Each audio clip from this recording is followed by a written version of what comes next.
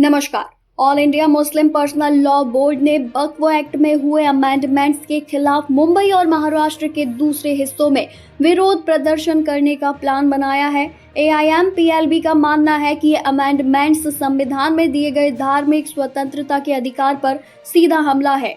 संगठन चाहता है कि इस पूरे कानून पर रोक लगाई जाए, इसीलिए दूसरे समुदायों के नेताओं से बातचीत कर रहा है ताकि उन्हें इस प्रदर्शनों में समर्थन मिल सके।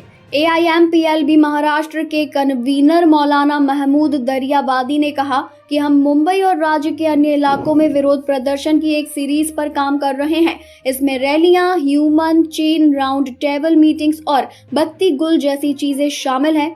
बता दें, AIMPLB की स्थापना 1973 में हुई थी और ये एक गैर सरकारी संगठन है जो मुस्लिम समुदाय के निजी कानूनों से जुड़े मामलों में प्रतिनिधित्व करता है।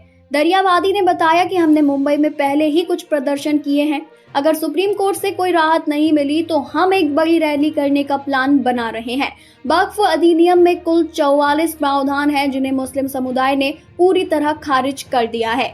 इन संशोधनों की संवैधानिक वैधता को चुनौती देने वाली याचिकाओं पर सुप्रीम कोर्ट में सुनवाई जारी है और AIMPLB प्रमुख याचिकाकर्ताओं में शामिल है। AIMPLB के प्रवक्ता SQR इलियास ने आरोप लगाया कि सरकार का इरादा वक्फ प्रॉपर्टीज पर कब्जा करना है और मुस्लिम समुदाय को उनके धार्मिक ट्रस्ट के मैनेजमेंट से हटाना चाहती है। उन्होंने ये भी कहा कि दूसरे समुदाय भी इस कानून का विरोध कर रहे हैं और वे AIMPLB के साथ प्रदर्शन में भाग लेने के लिए तैयार हो रहे हैं। AIMPLB के उपाध्यक्ष मौलाना ओबैदुल्लाह आजमी ने कहा कि ये अमेंडमेंट संविधान के अनुच्छेद 25 और 26 के तहत मिले मौलिक अधिकारों का उल्लंघन है।